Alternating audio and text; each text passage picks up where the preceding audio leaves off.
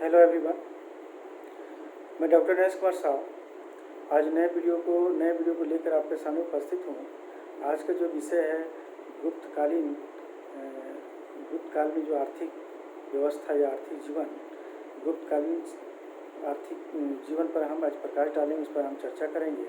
सबसे पहले जानेंगे कि गुप्तकालीन भारत में हम देखते हैं कि आर्थिक क्षेत्र में बहुत ही बड़ा विकास हुआ था और गुप्तों के विशाल साम्राज्य जो थी वो बड़ा ही शांति व्यवस्था सुदृढ़ और सुव्यवस्थित रूप से था।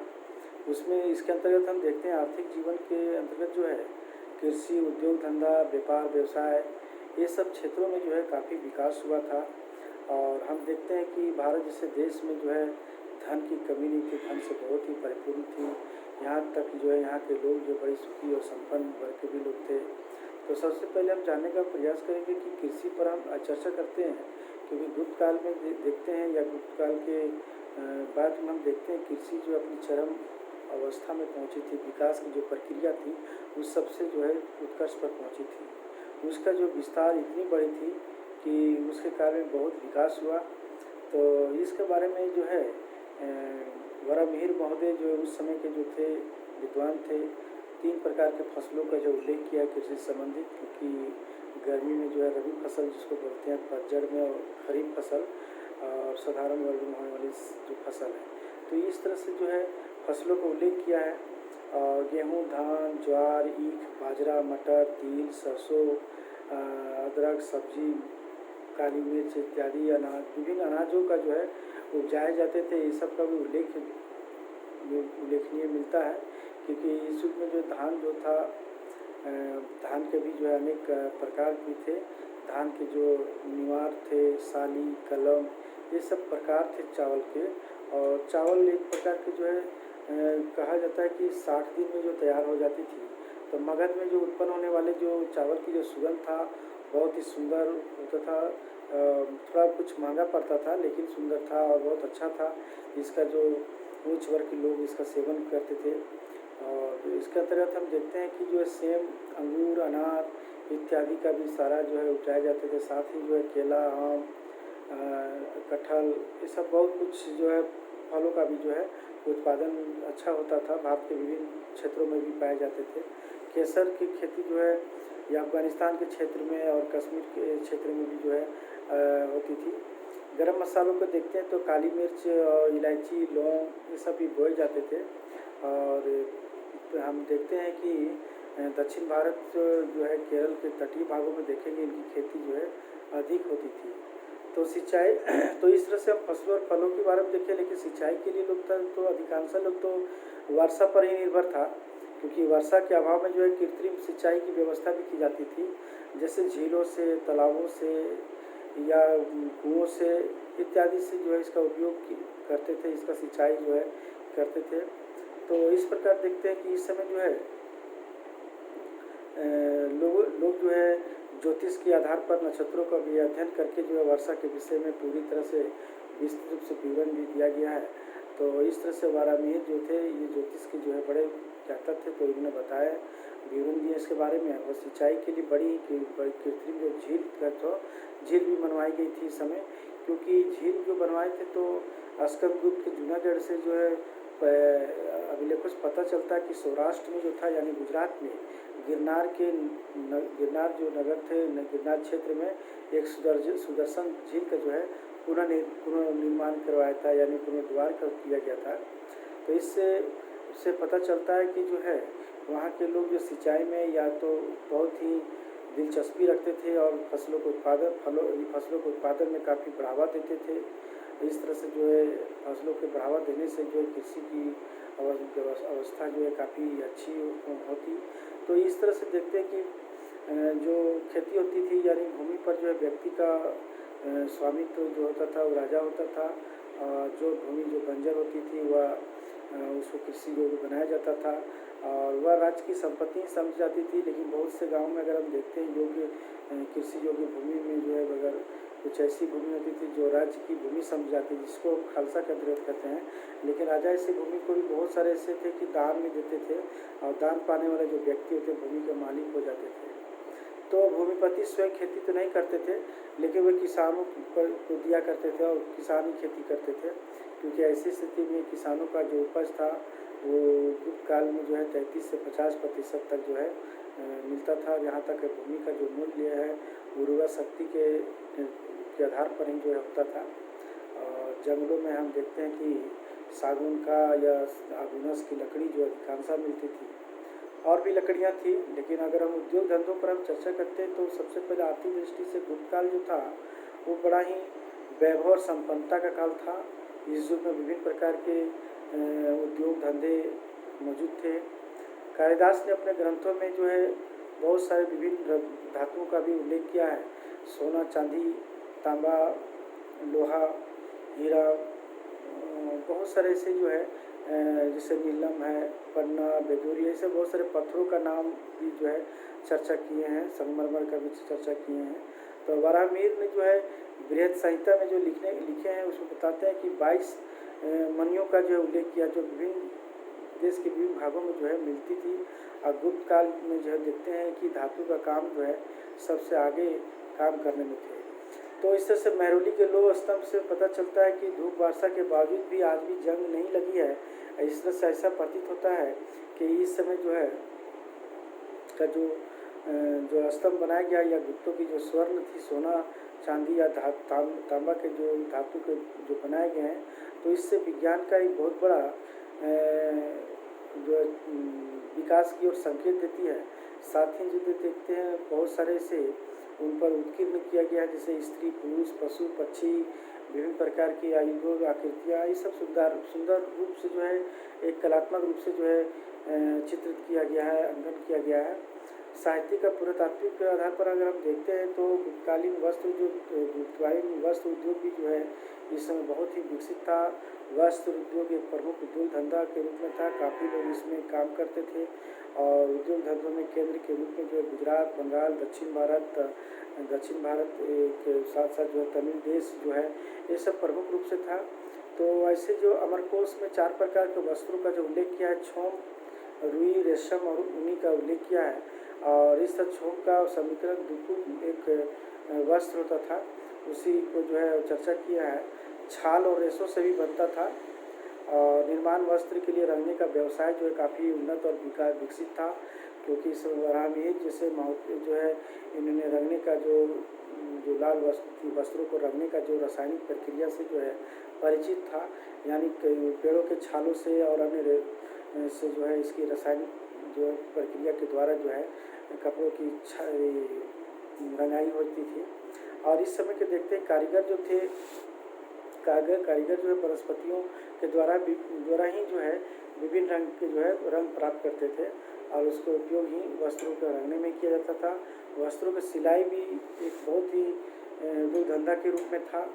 और हम यहाँ देखते हैं गुप्त काल में देखते हैं स्वर्णकारी भी बहुत ही अच्छा उन्नत अवस्था में थी। स्वर्णकारी कला जो थी बहुत ही विकसित थी और इसके द्वारा देखते हैं कि विज्ञान की एक नई शाखा का भी जन्म हुआ था। और हम देखते हैं कि यह विज्ञान जो था काफ़ी प्राचीन था, लेकिन क्योंकि व्यापारियों के जो है बहुत सारे से जो व्यापारी जो होते थे, जहाँ पर बनते थे वहाँ भी बहुत ही अच्छे तरीके से जो बनाए जाते थे। और हम देखते हैं कि गुप्त काल अभिलेखों से बहुत सारे से पता चलता है कि सोने, चांदी और मणियों की जो है मूर्तियाँ बनाई जाती थी, तांबे के बर्तन बनाए जाते थे। यहाँ तक कि ये तांबे का बर्तन बहुत उद्योग विकसित के रूप में था।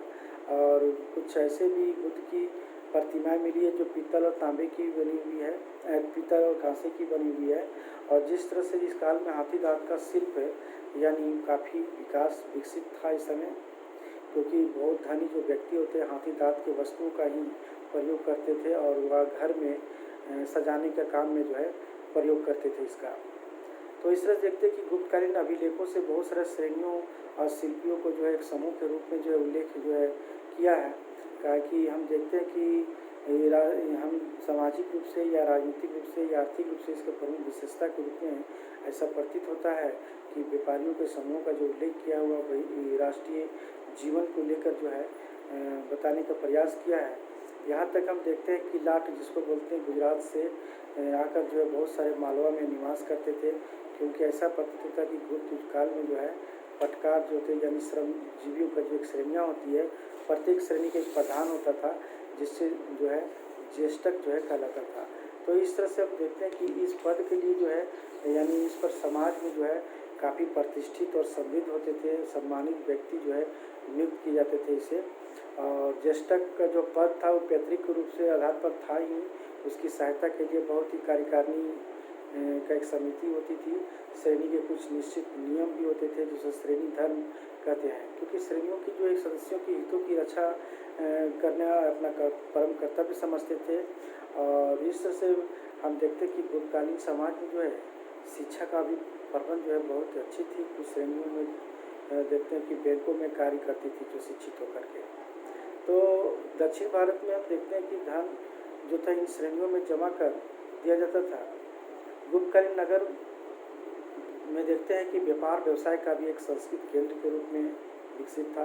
पाटलिपुत्र, वैशाली, उज्जैनी, दसपुर, भृगु का जिसको गुजरात बोलते हैं, ताम्रलिप्ति जिसको बंगाल बोलते हैं। तो इस तरह से जो है यहाँ पर जो है एक व्यापार व्यवसाय के प्रमुख केंद्र के रूप में था इन नगरों ने, क्योंकि फाहियान ने जो है पाटलिपुत्र का राजप्रसाद का बहुत ही अच्छे ढंग से जो है वर्णन किया है। और वैशाली जिसको तिरहुत जिसकी राजधानी थी, फाहियान इस नगर आया था। तो यहाँ पर लिखता है कि भीतर जो एक विहार है और आम्रपाली नामक सुप्रसिद्ध वेश्या ने गौतम बुद्ध के प्रति जो है श्रद्धा के कारण निवास के लिए जो है एक निमित्त जो आश्रम यानी विहार बनवाया था। तो पश्चिम भारत में हम देखते हैं कि उज्जैनी नगर जो है एक प्रसिद्ध के रूप में है। और ऐसे जो है एक और बताने का प्रयास किया कि नगर वेश्या बसंत सेना का एक भव्य प्रसाद का एक मनमोहक है, जो इसका भी जो है शोभा जो है काफ़ी सुशोभित किया हुआ ऐसा प्रतीत होता है, ऐसा बताने का प्रयास कर रहे हैं। और हम ये भी देखते हैं कि जो भृगु कच्छ पश्चिम बंदरगाह का सबसे बड़ा बंदरगाह था, जिसको गुजरात बोलते हैं, पेरिप्लस के अनुसार जो है ऐसा प्रतीत होता है कि आयात निर्यात का सुप्रसिद्ध केंद्र के रूप में था। ताम्रलिप्ति भी पूर्वी समुद्र तट का सबसे बड़ा बंदरगाह था, क्योंकि यहाँ से पैठन, विदिशा, प्रयाग, बनारस, गया और कौशाम्बी, मथुरा, पेशावर इत्यादि जो है व्यापार व्यवसाय होती थी और इस तरह से प्रमुख बंदरगाह के रूप में था। गुप्त काल में अगर देखते हैं कि व्यापार भी जो है बहुत ही उन्नत अवस्था में थी, क्योंकि आंतरिक व्यापार की जो वस्तुएं थी वे कपड़े या खाद्य पदार्थों की, मसाले, नमक और बहुमूल्य धातुएं ये सब हुआ करती थी। लेकिन व्यापार जो भरूच, पैठन, उज्जैन, विदिशा, ताम्रलिप्ति, प्रयाग, बनारस, गया, पाटलिपुत्र, वैशाली, कौशाम्बी, मथुरा, इन क्षेत्रों में जो है एक दूसरे से यानी जुड़ा हुआ था ये नगर और व्यापार के प्रमुख केंद्र के रूप में था। और वहाँ हम देखते हैं कि गुप्त काल में अगर देखते हैं कि वस्तु को आने जाने की सारी व्यवस्थाएं थी, सड़क थी, नदियाँ थी, दोनों ओर भेज जाती थी। इस तरह से बैलगाड़ियों और या जानवरों के पीठों पर लाद करके जो एक जगह से दूसरे जगह पहुंचाए जाते थे या जाते थे। बड़ी बड़ी नावों का भी निर्माण किया गया था, क्योंकि गुप्त काल में देखते हैं कि जलमार्गों का भी अधिक प्रचलन था। आंतरिक व्यापार में देखते हैं कि नदियों का उपयोग किया जाता था। छोटी बड़ी जो जितने भी प्रकार की नावें होती थी वो भी चला करती थी। सिंधु, रावी, चेनाब, गंगा, जमुना, सरयू, ये सब नदियों में जो है नावें चलती थी। और साथ साथ हम देखते हैं कालिदास ने लिखा है कि व्यापारियों का कारवां एक पहाड़ी मार्ग में इस प्रकार चलते थे कि ऐसा लगता है उनके भवन हो, और नदियों पर ऐसे विचरते थे मानो वह कुओं तथा वनों के मार्ग में ऐसे जाते थे जैसे उपवन। इस तरह से कालिदास ने जो है वर्णन किए हैं। बड़े बड़े जलपोतों और सागरों का भी, महासागरों में भी चलते थे नावों के द्वारा। बाली, सुमात्रा, जावा, स्वर्णभूमि जैसे बहुत सारे से देशों में जो भारतीय व्यापार जो थे समुद्री मार्ग से व्यापार करते थे। ताम्रलिप्ति बंदरगाह सबसे बड़ा बंदरगाह के रूप में था, जो बंगाल है। यहाँ से चीन, जावा, लावा आदि, लंका, जावा, सुमात्रा से व्यापार होती थी। यहाँ तक हम देखते हैं कि दक्षिण में गोदावरी और कृष्णा नदियों के मुहाने पर भी बहुत अच्छे अच्छे बंदरगाह बने हुए थे, जिनका संबंध जो पूर्वी द्वीप समूह से था और चीन से व्यापार होता था। साथ साथ देखते हैं कि इसके पहले जो है कल्याण, चोल, भड़ोच, काम्बे, दक्षिण और तथा गुजरात, ये सब पूरा बंदरगाह के रूप में था। और यहाँ से जो है बहुमूल्य पत्थरे, कपड़े, सुगंधित पदार्थें, मसाले, नील, औषधियाँ, नारियल, हाथी दाँत, ये सब का भी जो है आयात किया जाता था। गुजरात यानी भृगु कच्छ बंदरगाह में निर्यात की जाने वाली वस्तु भारतीय भोग विलास की जो सामग्रियाँ थी वो रोम जाती थी और वहाँ के बाज़ारों से जो है भारतीय मलमल, जवाहरत, मोती इस तरह से जो सिल्क से भरे होते थे। तो प्लिनी इतिहासकार जो है इसके बारे में बताते हैं कि देशवासी अपनी विलासिता के कारण देश की अतुल धनराशि जो है भारत भेज देते थे और उनके अनुसार प्रति वर्ष भारत में रोम को प्रति वर्ष भारत में लगभग जो रोम की जो 5 करोड़ मुद्रा है वो भारत आती थी। तो इस तरह से जो है हमारा प्लिनी महोदय जो है कहे हैं। लेकिन लेन देन की वस्तुओं के बारे में अगर हम देखते हैं तो विनिमय की प्रथा थी, वस्तु विनिमय प्रणाली पर आधारित था। प्रतिदिन जो है वस्तुओं की खरीदारी कौड़ी के रूप में की जाती थी, क्योंकि कौड़ी ही लेन देन का समान रूप से होती थी। गुप्त सम्राटों ने जो विभिन्न तरह के स्वर्ण और रजत तांबे की मुद्राएं प्रचलित किए थे, लेकिन इसकी ऐश्वर्य और संपन्नता काफ़ी अधिक थी, इसीलिए जो है कौड़ियों का प्रचलन जो है अधिकांशतः हुआ करता था। तो इस तरह से देखते हैं कि गुप्त सम्राटों का जो आय व्यय जो था, ऐसा अभिलेखों से पता चलता है कि 18 प्रकार के टैक्स लगाए गए थे और उनमें से प्रमुख रूप से था वह भू राजस्व के रूप में। कहीं कहीं भाग और कहीं उद्रंग ये कर के रूप में लिया जाता था। जो यह कर जो था 16 से 25% जो है भूमि से ही ली जाती थी, क्योंकि प्रायः आप देखते हैं कि उपज का जो भाग था वो 6ठा भाग जो है राज्य को ही मिलता था, क्योंकि अधिक उपज हो जाने के बाद राज्य जो है अधिक कर मिलता था और कम उपज होने पर कम मिलता था। हम यहाँ ये भी देखते हैं कि चुंगी राजकीय आय का जो है एक दूसरा प्रमुख आय का साधन के रूप में था, क्योंकि भोग कर का जिसे भोग कर कहा जाता था। चुंगी माल के जो है जितने भी वस्तुएं जाती थी कुछ अंश के रूप में जो है ली जाती थी और कुछ गांव और नगरों में भी कर्मचारियों के वेतन के रूप में दे दी जाता था। वे वस्तुएं जो है देश में बनती थी और उन पर भी कर लगता था, टैक्स लगता था। तो इस तरह से जो है बेकार भूमि होती थी या जंगल होते थे या चारागाह होते थे या नमक होते थे या खान, इस सभी जो है राज्य को जो है आय यानी टैक्स जो है मिलती थी, आय होती थी। इसी से जब केंद्रीय सरकार या कर्मचारी या गांव या नगरों के निरीक्षण के लिए जाते थे तो जो है तब जो है ग्रामीण और या नगरवासियों को यह कर जो है देना पड़ता था। तो अधीनस्थ जितने भी सामंत होते थे या राजाओं से जो है भेंट करने के लिए कर के रूप में राज्य का धन प्राप्त होता था। इसे मजदूरों से बेगार ली जाती थी और जिसे विष्टि कहते थे। तो आपातकाल में विशेष प्रकार के टैक्स भी लगाए जाते थे। जब ऐसी परिस्थिति जब हो तो यहाँ तक जो है मंदिर तक को भी जो है टैक्स देना पड़ता था जब कोई आपातकाल हो जाए। तो राजकीय आय का जो है बहुत बड़ा एक अंश के रूप में एक सेना पर खर्च किया जाता था, वह न केवल सेना के वेतन के लिए रूप में बल्कि युद्ध सामग्री के उत्पादन और उसके वस्तुओं को खरीदने के लिए भी जो है खर्च किया जाता था। पुलिस और गुप्तचर जो व्यवस्था थी वो प्रशासनिक संस्थानों पर भी जो है व्यय किया जाता था, यानी खर्च किया जाता था। सार्वजनिक हित कार्यों में जैसे तालाबों में, कुओं में, झीलों में या झीलों को जो पुनर्निर्माण करने के लिए या पुलों में, सड़कों में, नावों में इत्यादि के रूप में जो इस सब में जो है खर्च किया जाता था। दान दक्षिणा में भी खर्च एक बहुत बड़ा महत्वपूर्ण मद के रूप में था दान दक्षिणा, क्योंकि गुप्त सम्राटों के यहाँ जो है राजकोष होते थे तो दक्षिणा के रूप में भी लोग लेने के लिए आते थे। तो मंदिरों, मठों में या विहारों के निर्माण के लिए, उसके जीर्णोद्धार के लिए या उसको जो फिर से पुनर्द्वार के लिए जो है दान दिया जाता था। यहाँ तक कि नालंदा विश्वविद्यालय जो थी वो राजकीय सहायता से ही चलता था, क्योंकि विद्वानों और साहित्यकारों को जो है पुरस्कार दिया जाता था इस समय। और राजप्रसाद का भी जो है कम खर्च नहीं होता था, वहाँ भी जो है बहुत अधिक राजप्रसादों में खर्चा होती थी, क्योंकि वहाँ राज सिंहासन था, उसी में बैठ करके जो है अपना कार्य संचालन राजा जो करते थे, तो वहाँ भी खर्च होती थी अच्छी खासी। तो इस प्रकार हम देखते हैं कि गुप्तकालीन भारत में हम आर्थिक दशा जो है या आर्थिक जीवन जो देखते हैं एक संतोषजनक के रूप में था।